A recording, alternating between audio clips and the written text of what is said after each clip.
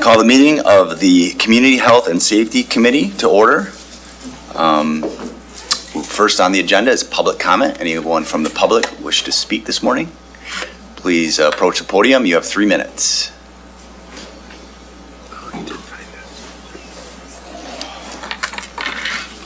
Good morning. How y'all doing? Passionate entrepreneur and global visionary D. Jones. I could say global visionary because I got asked to fly to Hong Kong to the Queen Elizabeth School to go do some esports and basketball camps. So I got the vision for sure. Also, I'm going to go to be speaking to the United Nations and speaking in Chicago and flying to a lot of different states this year. It's 2025 and I already got plans for November already. It feels good. I got the vision, but earlier today I slid here on my bike. I understand about community health and safety, and I guess I'm asking people to use their bike to not put so much carbons out there into the air if you don't have an electric vehicle.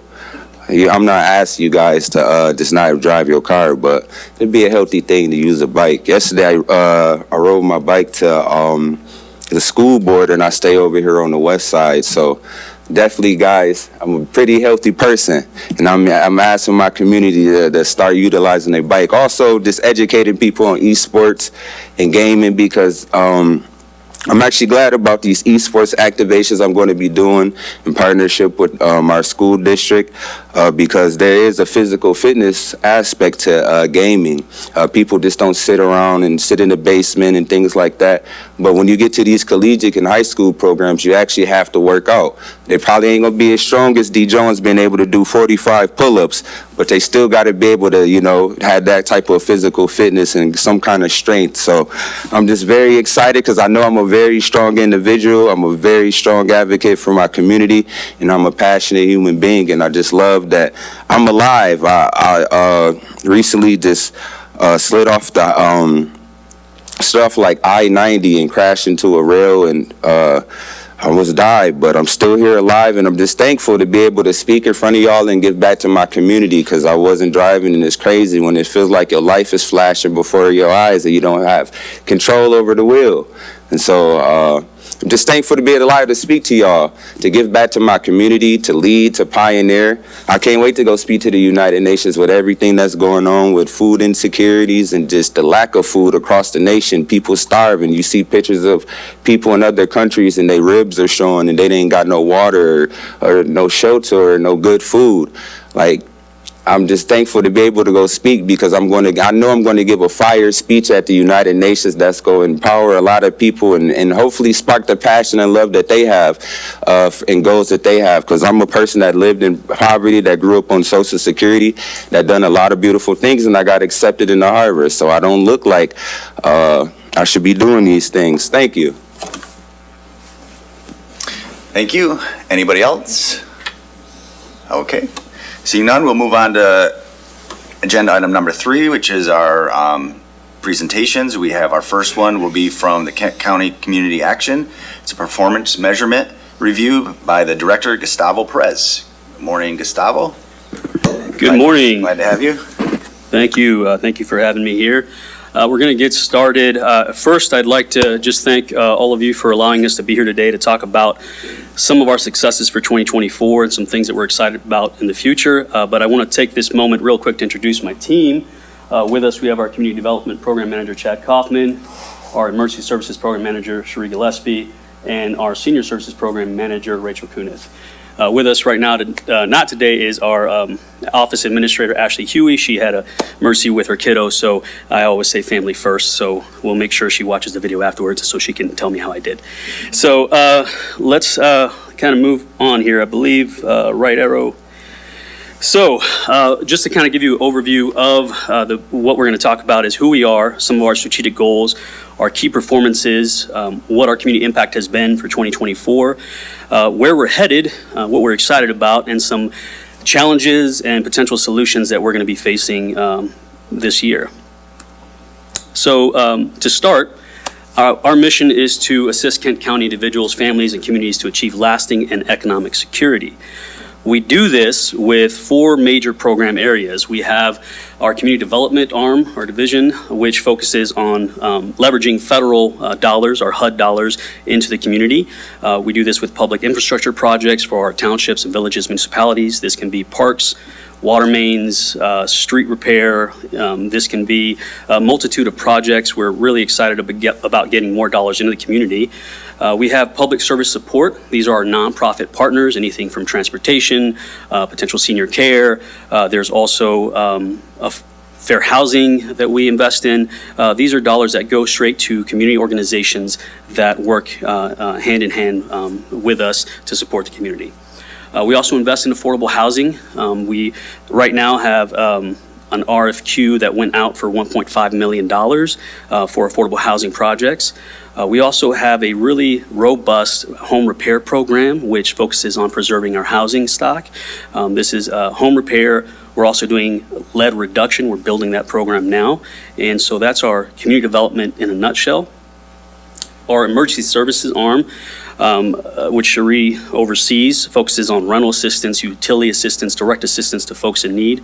We have a lot of water utility assistance right now we're focusing on. We have an energy reduction program. That's mainly our weatherization. We insulate homes, make them more energy efficient. And then one of our biggest public-facing programs is our food distribution, which is county-wide. We have over 50 partners that help us provide food for those families and seniors that are in need. Our Housing Commission it has its own board. It's essentially an individual entity within our department. They focus on providing housing choice vouchers. We have over 530 vouchers. We have a family self-sufficiency program, which is basically intensive case management to allow our families to graduate from the program, to stabilize them, to eventually get them to a point where they don't need a housing voucher. We have vouchers that are specific for veterans, and we also provide additional intensive case management to, again, help families stabilize. Last but certainly not least is our senior services program division. We provide transportation services. We do this in partnership with RideLink. We also have a Way to Go program, and it's door-to-door service for seniors age 60 and older that need to get to medical appointments, need to get to specific locations, and we're able to provide that service to them countywide. We also have a really good outreach and case management service for our seniors. A lot of them, our goal is to make sure they age in place and successfully. And if you may know, some seniors, they're not able to get a new job. They're not able to start a new career. They're not able to find housing or new housing. So we're, our team really works miracles to make sure that our seniors are well taken care of. One of the most amazing things that I really appreciate about our senior program is our meal site. We have a congregate meal site, we have a dining hall, we have a kitchen, we have a chef that prepares Latin-inspired meals. Most of our seniors are Spanish speaking, but we do open the door for any seniors age 60 and older that want to enjoy the space. We have delivered meals as well that we have for some of our homebound seniors. And we have various socialization programs. This can be exercise classes, activities. We have a lot of partnerships in the community where they come and provide resources or support life skills classes for our seniors. And it really is a welcoming environment. I encourage all of you to come join us and have lunch with us, get to know our seniors and our team. Some of our goals, strategic plan goals, we want to be a leader in fighting poverty. We want to have services that are equitable and accessible to all county residents. We want to respond creatively and effectively to new or changing community needs. And we want to be able to provide person-centered, comprehensive and holistic services to county residents. What that means is that when a county resident comes to our door, for whatever their need is, we're going to sit down and make sure that we can cover as many needs as they have. They're usually coming for one thing because that's the most important thing at the top of their list. But the reality is they have other concerns, they have other needs, and if we're able to meet that, we're going to be able to do that or refer to our partner agencies. Some performance measures that we'll kind of cover today and highlight is we try to prevent housing and through emergency and specialized services, so housing resources. We try to provide accessible housing to residents, and we also manage our HUD funding through community planning and development at a high level, and also provide high quality services to our seniors. So the first area we'll highlight is our food distribution program. You'll notice I've kind of did a 4 to 5 year window to kind of see, paint a picture of the demand and the need that we've been seeing in our community. Last year, we broke the record that we had in the prior year, over 113,000 food boxes provided countywide. Again, this is with our 50 different partners in the community, and we're able to serve 9,000 to 10,000 families every month. You know, in 2023, we thought 88,000, we're never going to break that. That was the highest number we'd seen, but we knocked it out of the park. You're going to see a trend. 2024 was a record-setting year for us, and it is great because we were able to meet a need, but it is also unfortunate because the demand is so high. Another record year was for our Housing Commission. We provided over $6 million in rental assistance. You could see the previous trend was somewhere in the $4.8 million range or less. The reason for this is because rental costs are up, and we had to try to meet the demand. HUD also made a call to all the housing commissions to lease as many housing units as you can, which means anyone that's on a waiting list, anyone that's waiting for a voucher or trying to find housing, we need to get them leased. We did that, and we also increased our rental payment amounts to 120%, which allowed us to compete with the market to get people housed more efficiently. So again, record year, over $6 million. I will take this moment to let you know that our Housing Commission, our vouchers did transfer out. We had a partnership with MSHDA, Michigan State Housing Development Authority, to transfer our vouchers to them because they have a larger structure. We were getting too expensive to manage the grant, and the administrative dollars coming in for that program weren't allowing us to staff up accordingly. And we worked with MSHDA over the course of 2024 to transfer them over, and they transferred effectively January 2025. We still worked very closely with MSHDA and the Grand Rapids Housing Commission to provide additional resources and support, but we were, it was a year-long journey to transfer those vouchers out. Another area is our community development investment with our local governments and our public infrastructure projects, our public service projects, other county initiatives. You could see that, we somewhere average between $6 or $7 million. Last year in 2024, we a record $8.7 million. This includes, again, those park redevelopment projects, those street repairs, all the public infrastructure projects that we invest into the townships and villages and municipalities. It also includes the nonprofit support, public services that we were able to provide, and that's anything from housing assistance, rental assistance, transportation assistance, just a combination of those items. Another record year was the number of rides we were able to provide for our seniors. You can just see it under that screen there. Over 13,400 rides we were able to provide last year. And again, the demand has increased, and we're able to try to meet that need. And again, a record year. We broke our previous record in 2022. This is just a snapshot of our annual report. It'll be released here in March, the full report. But just to kind of give you an idea, over 100,000 individuals impacted by all of the resources and funding that we provided to the community. 10,000 families received direct assistance, including 1,700 seniors and 705 children. Our 221 partner agencies that we work with to provide resources, services, or interact with and coordinate with, and over 53,000 hours in volunteers. We live and breathe by our volunteers, and we can always use more. Some highlights: over 233 homes were either rehabbed or weatherized in 2024. Just under $1 million invested in public infrastructure projects were awarded in 2024 with a potential impact of 19,000 residents. Over 20,000 of those Latin-inspired meals provided in 2024. And again, you can see the 113,000 food boxes and of course the $6 million in rental assistance. One thing that I love to highlight is our customer service level. We have a high expectation for our customer service. We're at 98%. Our goal is always to try to hit that 100. We get very close every year, but we are at 90% customer service satisfaction. We do an annual survey to collect that data. Overall impact, over the last 5 years, you can see the numbers. The COVID pandemic area, 2021, 22, you saw that we had an uptick in dollars, federal money coming into the space. We had to work quickly, we had to mobilize, work with our partners to get this money out the door. These are dollars that went out to the community. This does not include any salaries, any administrative costs. These are dollars going back into Kent County. And you can see the uptick and where we are, landed in 2024, somewhere just under $16 million. And I want to thank you and just take this time to thank you for your investment, and then your return on investment is 3,450%. We were able to put together over $80 million over the course of 5 years and make that work in the community. And you can see, if you would have done any other investment like this, we'd all be, sitting on an island somewhere enjoying a nice drink if we had that kind of investment.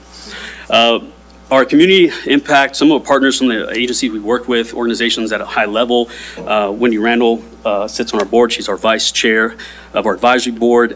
She really makes sure that we are integrated with the community and work with our partners in transportation and food security, energy reduction programming, and so really a great partner to have.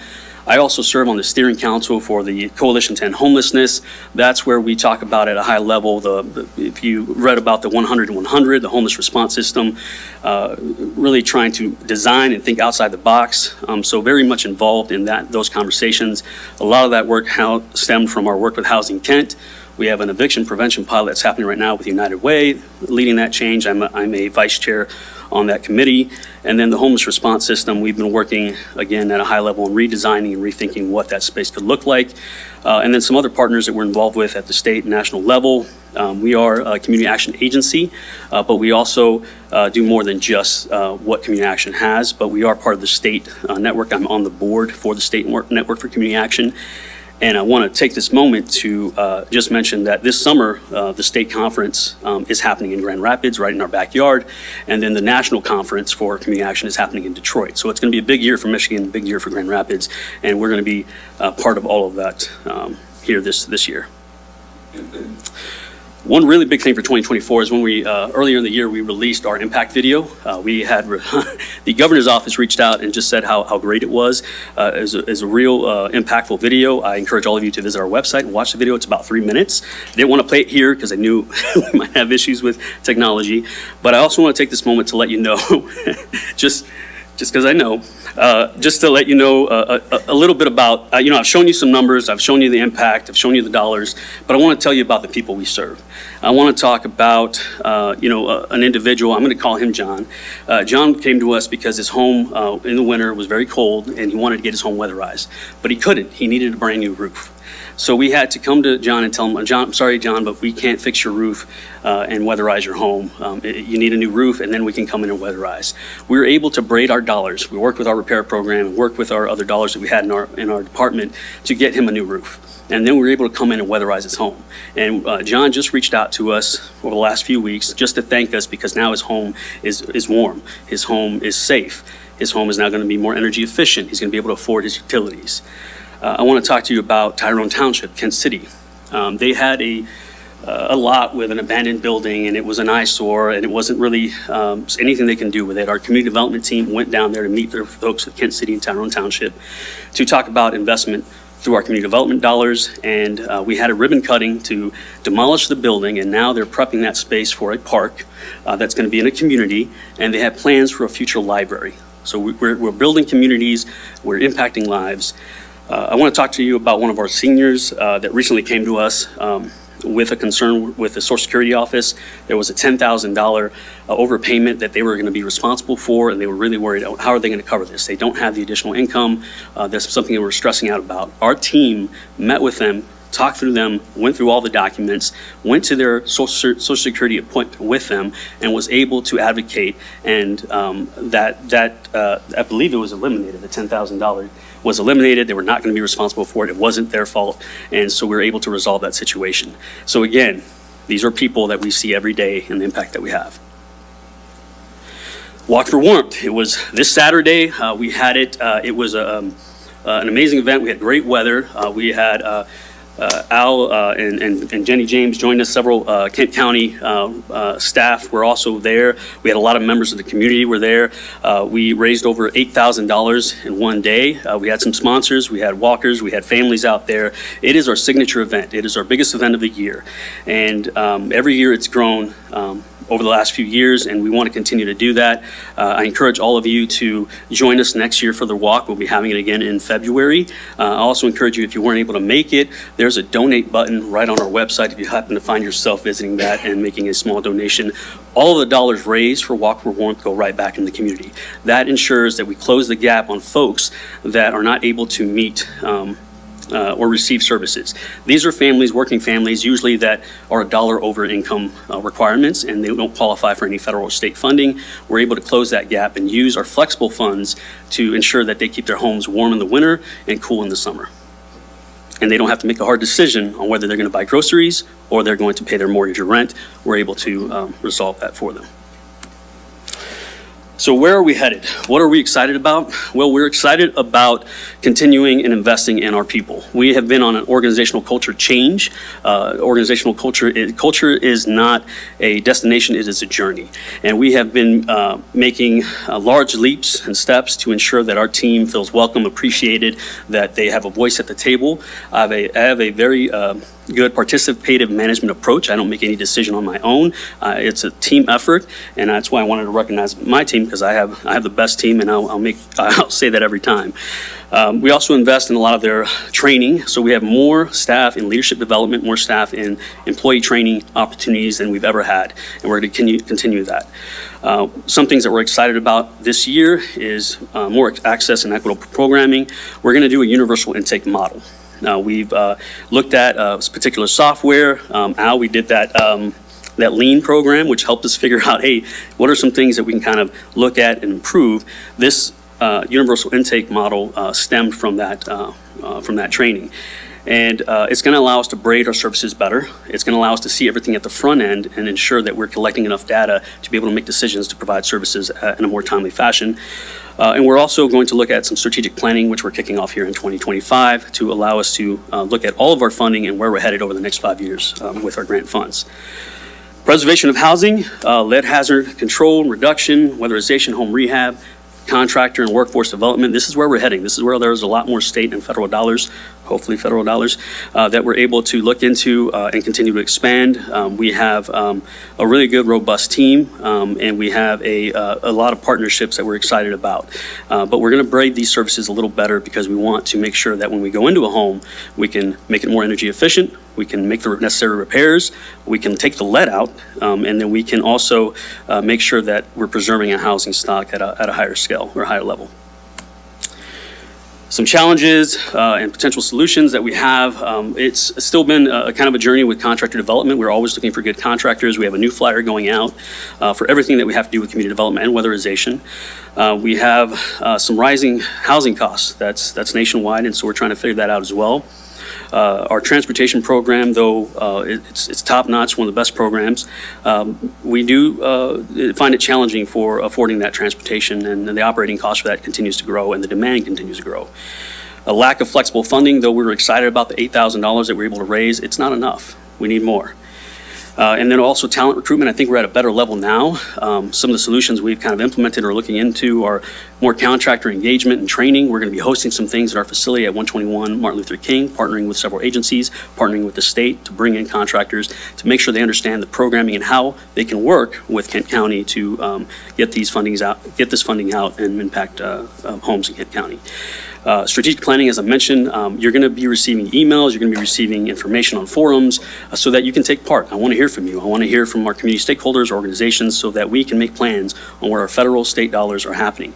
We are also, for the first time ever, going to take our community development components and take our HUD federal mandated components, and we're going to do one strategic plan for our department.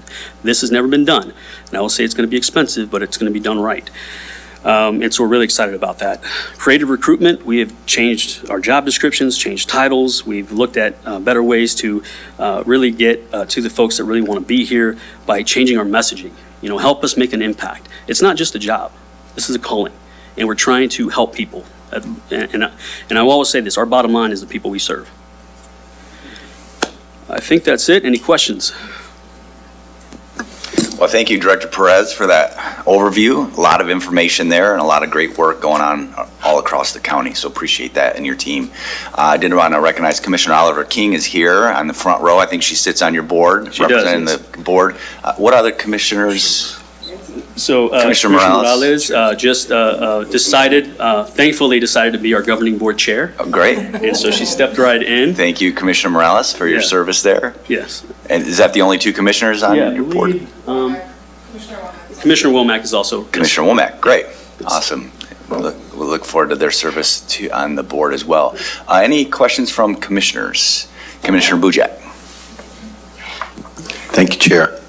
Gustavo, excellent presentation. Your enthusiasm and your preparedness show, you truly are, a servant of the public, and appreciate what you and your team are doing.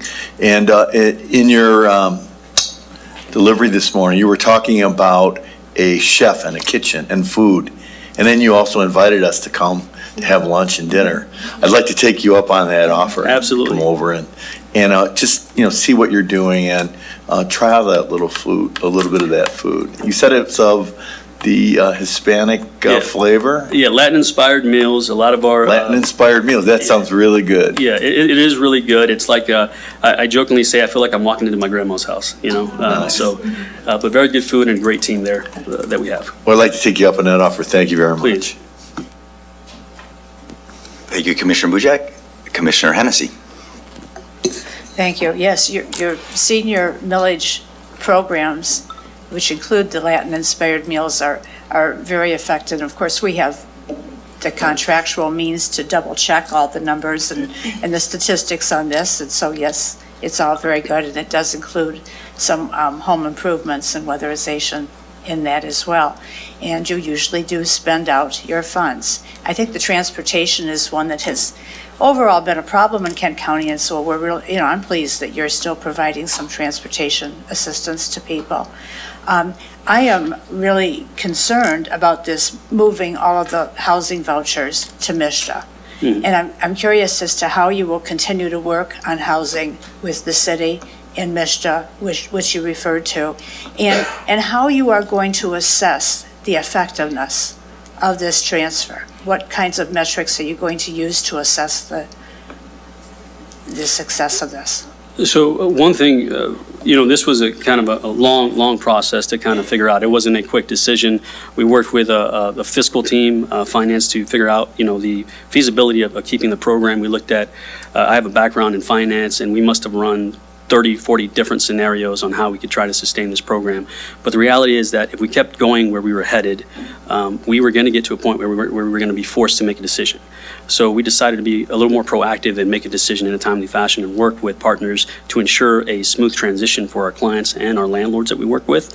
We had two agencies in mind for this transfer. One was the Grand Rapids Housing Commission and one was MISTA. We looked at public information to grade to see which ones had less errors and were more efficient, and there's public data available for that. And so our board, our Housing Commission board, reviewed that data and made the decision to transfer, to recommend the transfer to HUD, because we don't really decide. HUD actually decides where they go, so we strongly recommended them to go to MISTA. One way that we're going to continue to work with MISTA and Grand Rapids Housing Commission is through our existing partnerships. Lindsay Reams with Grand Rapids Housing Commission, she's been a great friend and collaborator in a lot of spaces with Housing Kent, with Coalition to End Homelessness, and so we have a great working relationship. We're actually going to be doing some weatherization for 92 units of one of the of their buildings, and so we're going to continue those relationships. As far as managing the performance, that's all public data. How efficient MISTA is. We also still get calls from our landlords, still get calls from our clients. We're still involved and are working through all the transition, but there's really no metrics to grade them after the fact, because once we transfer those vouchers out, they no longer become our responsibility. But we do have a responsibility to those landlords that we still are going to work with, and we have a responsibility to the clients that we have served. So we're going to continue to, as we get calls, if we get any complaints or issues, they're going to get a call from me. I have the information for the folks at MISTA. I have the information for the people that are doing the direct work. And so if we have any clients, any county residents that are calling with us concerned about their vouchers, we're going to make a phone call to MSHDA if there's any issues, and we're going to try to resolve it. Once a Kent County resident gets this housing voucher and they take it to MSHDA, they can take it anywhere to find their housing that doesn't have, it's not restricted to just living in Kent County at that point? It's always been that way. It's a housing choice. So anyone that has a housing choice voucher, whether they have it with Grand Rapids Housing Commission or Wyoming or MSHDA or us, they're always able to choose where they want to go. So if they want to move out of state, there's a way to port that and transfer that to a different organization, a different state. So they can always choose where they want to go. Now, most of the vouchers in our area are countywide. So Grand Rapids Housing Commission has countywide vouchers, MSHDA has countywide vouchers, and we had countywide vouchers. But there is a system in place for transferring them out. What I will say is that we have a letter from MSHDA detailing, and the expectation from HUD, that these vouchers will continue to prioritize county residents, Kent County residents. So it's not like MSHDA can just choose to move them all over to a different area. They can't do that. They're going to stay here in Kent County. I guess that's one of my concerns, is that somehow we don't lose, that there may be more of a tendency to go outside of Kent County, and I don't want, to lose that ability to put Kent County residents who are needing housing vouchers into apartments, into places to live, into homes. Yeah. And the good news is MSHDA just announced they're going to be opening up like about 90 vouchers, and the continuum of care of the COC is going to help manage those and give preference for county residents. Yeah. So they're slowly reducing or slowly allowing more vouchers to come into the community. I just spoke to Lindsay Reams at Grand Rapids Housing Commission, and she is again opening up and being able to lease up more. There's also some flexibility in the vouchers that they have, and so there's still never going to be enough vouchers that we need to meet the demand, but there's plenty. There's thousands right now. We probably need a few thousand more, but there is thousands of vouchers in our community right now. If I could follow up with one more. Okay, one quick. Okay, Thanks. I don't quit. I don't know, your budget, as you talk about these programs, how dependent is your budget on funds that originate right from the federal government? And what are you seeing happen right now, and what risks do you see? Yeah, so one of the challenges I didn't mention during that slide is the uncertainty of our federal dollars. We are over 90% dependent on our federal and state funding, and our state funding is usually passed through from the federal government. Yeah. So Department of Energy, Department of Human Services, HUD, all these dollars. So we will be significantly impacted if there's any major cuts. And so we're closely monitoring that, and we know and recognize that we have to make some plans. I actually have a meeting right after this with my boss, Jenny James, to talk about some of these potential issues that we're facing, but it's a lot of I don't know. And when we talk to our federal and state partners, they don't know the impact that we're going to see. It's kind of a waiting game. We're just going to plan for the worst and hope for the best at this point. Thank you. Thank you. Thank you, Commissioner Hennessy. Commissioner Morales. Thank you, Chair.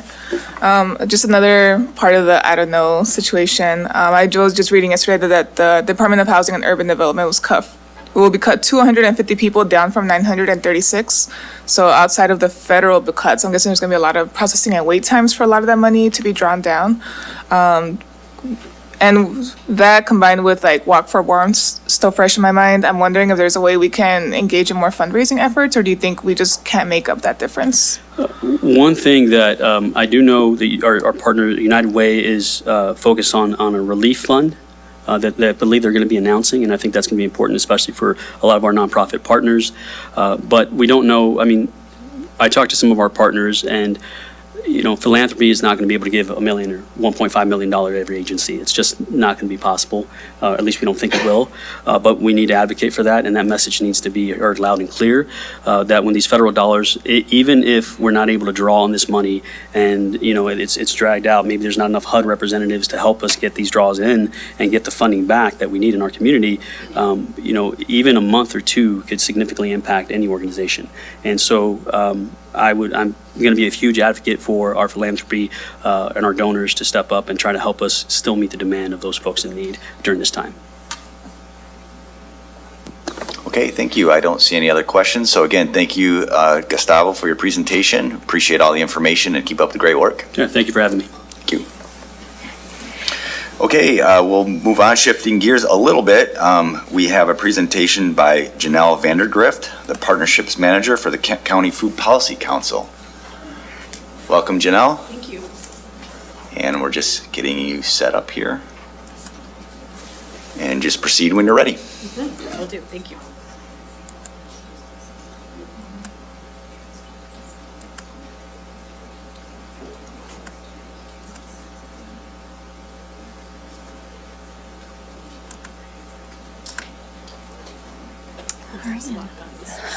You'll be okay. Thank you. Yes, hi, I'm Janelle Vandergrift. I'm with the Kent County Food Policy Council, and today I'll be co-presenting with Kara Martin. I'll allow her to introduce herself in a moment, but I just also want to introduce Wendy Randall, the Director of the Essential Needs Task Force. She may help answer some questions at the end. Go ahead, Kara. Hi, everyone. I'm happy to be joining you virtually from the West Coast in Seattle. I'm Kara Martin with New Venture Advisors. We are the consulting firm that's been working with the Food Policy Council over the past few years in developing the food system plan. So looking forward to sharing more about that with you this morning. So the Kent County Food Policy Council exists to strengthen and grow a local good food system in Kent County. And we see there being a direct overlap with the Board of Commissioners' mission statement to provide a high quality of life for all residents of Kent County. Food is an essential part of our quality of life. So I was here a couple years ago. I presented to the full Board of Commissioners in the fall of 2023. I shared the food system assessment for Kent County. That was all secondary data. And as promised, I'm back today to talk about what we found in our community engagement process, which developed the food system plan that you should have in front of you. It's also available via our website, the QR code here, and then I have some overviews for folks if they want to take a look too. So just to make sure we're all speaking the same language, when we're talking about a food system, we're talking about growing, harvesting, processing, distributing, access, and waste recovery. And we're working towards a food system that is accessible, healthy, equitable, diverse, fair, and sustainable. So the process to create the food system plan was collaborative. We had many partners involved. You can kind of see the background cloud of all the many names. And moving forward, collaboration is going to be essential. So first of all, just a thank you to all of those who were involved in creating this plan, and also wanting to extend an invitation to folks in our community, as well as this committee and the commission, to be part of our work moving forward and implementing this food plan so that it isn't just a plan on a shelf, but that it becomes a part of making our food system better. So what is a food system plan? Well, like transportation and housing, food is another vital system that communities need to thrive. A food system plan provides a long-range plan, such as 10 years, as this one is, that outlines goals or priorities and the actions to achieve them. Actions include strengthening and building upon the existing policies, programs, and investment of the community's food system, as well as identifying the new and innovative ones. This plan has sought alignment with other local plans, such as the City of Grand Rapids Climate Action and Adaptation Plan. Next slide, please. Why does Kent County need a food system plan? Well, through extensive community engagement and a community food system assessment that we conducted in the past couple of years, challenges across the food system have been identified. Some of those key challenges include nearly half of the farmland loss has been lost in the past 70 years due to development. There's a dependency on migrant labor, making this economic sector vulnerable to potential federal policy shifts. 10% of residents are food insecure, despite over 220 food programs in the area. And food waste is a high contributor to greenhouse gas emissions. And here there's an opportunity to glean and recover food to help address some of those food insecurity challenges. Similar to other communities across the country, the Food Policy Council and partners saw the need to identify these community priorities and make a plan. Next slide. So this has been a multi-year effort starting back in the fall of 2022, and the Food Council has invested extensive time and resources to develop this 10-year plan, and through the support of the Michigan Health Endowment Fund, as well as engagement of dozens of partners throughout the community. Next slide, please. As a multi-year effort, this work has entailed several key pieces of work. One, conducting the food system assessment that looked at all sectors across the food system. Conducting a policy scan of looking at the existing local plans and policies to understand the potential alignment. And then engaging the community throughout this entire process to understand challenges and identify priorities and opportunities. Part of this engagement included over 2,800 responses on food system priorities in the local community health needs assessment that was led by the Kent County Health Department.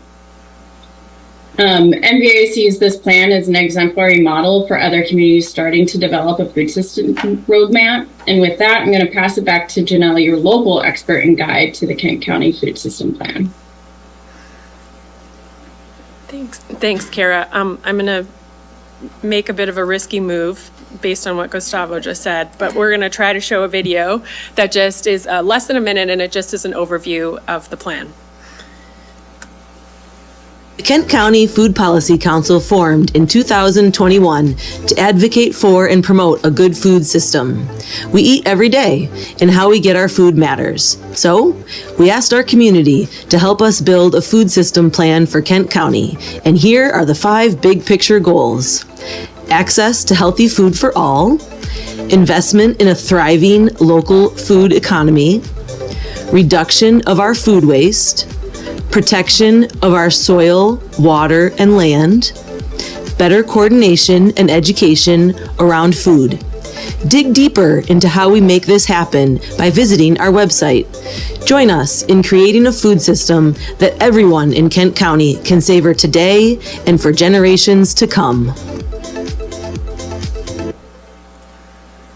That wasn't so bad. Worked out.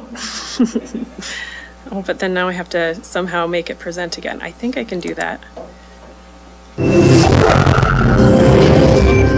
I think we're okay. We'll just go skip ahead. We're good. We're good. Thank you. For the past 15 years, I have been obsessed with the amount of food we waste. This makes me like the last person anyone wants to have dinner with. Okay, just trying to steal the show here. No, thank you. No, thank you. Oh, wow. Okay, we'll get there. So it is a bit of a risk, maybe a risk worth taking to show you the video. But as you can see, there's 5 major goals of the food system plan. And within that, there are 17 objectives and 75 actions. So this is a 46-page document.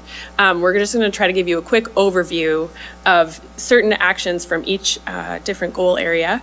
And then also wanted to mention that there's 3 cross-cutting topics in all our community engagement: climate action, urban agriculture, and farm to school were all key issues that came up again and again, and they really they cross all of the goal areas. So within the plan, you'll find different sections dedicated to each of those areas. So goal number 1, this was the area that we heard the most about from our community. A number of different objectives here, but looking at objective 2, investing in programs that address the affordability of healthy foods. So that means enhancing food as medicine programs, building awareness, and advocate for increased funding for Double Up Food Bucks, and then as well incentivizing alternative grocery models, kind of like the community food club that we have here in Grand Rapids. Goal number 2, investing in a thriving local food economy. So supporting agricultural producers to increase the supply of locally grown foods. We can do that by facilitating market access for producers by streamlining regulations and licensure requirements, increasing funding for the purchase of development rights program, and more. So just really flying through here, goal 3 is reduce food waste and related solid waste. In order to do that, we're wanting to advocate for the Kent County Materials Management Plan to exceed the standard minimum, as well as adopting public procurement policies that facilitate solid waste reduction at city and county facilities and events. And then as well, one of the actions we suggested was adopting flow control, and I know that that happened recently.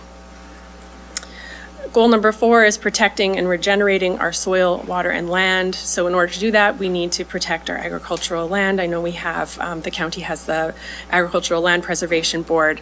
So increasing funding for federal and state grants for farmland preservation, tasking the Agricultural Land Preservation Committee with developing a specific strategy to preserve land of 40 acres or less, and increasing the agricultural acreage protected by conservation easements, and more. So throughout our community engagement process, we heard from many community members the need to strengthen food system coordination and education. The Kent County Food Policy Council was born in 2021 to help meet that need, and the plan sets further objectives in order for that to grow. So the actions here include engaging with having other folks engage with us to advance this plan, as well as appointing city and county representatives to serve as non-voting members on our council. So that's our invitation to you. And then we're also looking to have the Kent County Food System Plan integrated into existing city and county planning efforts. So our commitment to move the plan forward is partnership engagement, coordination of action items, progress assessment, and community engagement. The council, we spent some time prioritizing where we are going to begin in all of these 75 actions, and these are the areas that we've landed actions within each goal area. But we won't get into it now, just with the time that we have. But I just want to thank you for your time and invite you to meet with me individually or with someone else from our team at any time, and we'd also welcome opportunities for further presentations in the future. So that is it. Great. Thank you, Janelle, so much. And to Kara, she had to get up pretty early in Seattle, probably. She did. For this presentation. It's still dark there, I imagine. Any questions from commissioners?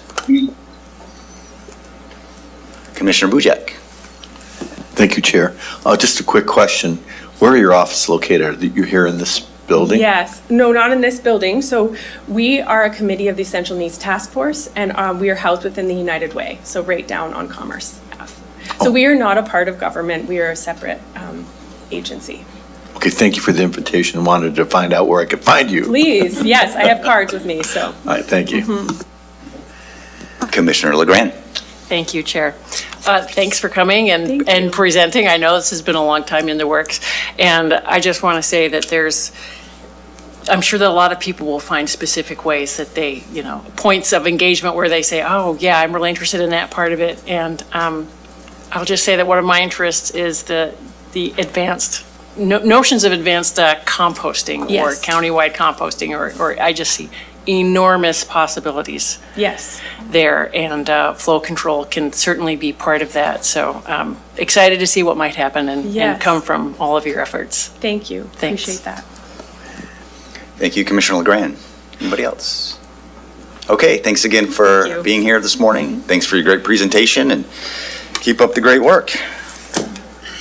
We'll move on to item number 4, miscellaneous. Any miscellaneous items from commissioners? Seeing none, I'd just like to just say look forward to working with all of you. This is our first committee meeting for a brand new committee. Look forward to working with Vice Chair Merchant and all my colleagues as we address the county issues that come before us. So appreciate the sheriff and undersheriff for being here as well. Always appreciate their attendance at our meetings. So with that, I entertain a motion to adjourn. Moved by Commissioner LeGrand, support by Commissioner Bujek. All those in favor, please say aye. Aye. Any opposed? We are adjourned. Have a great day.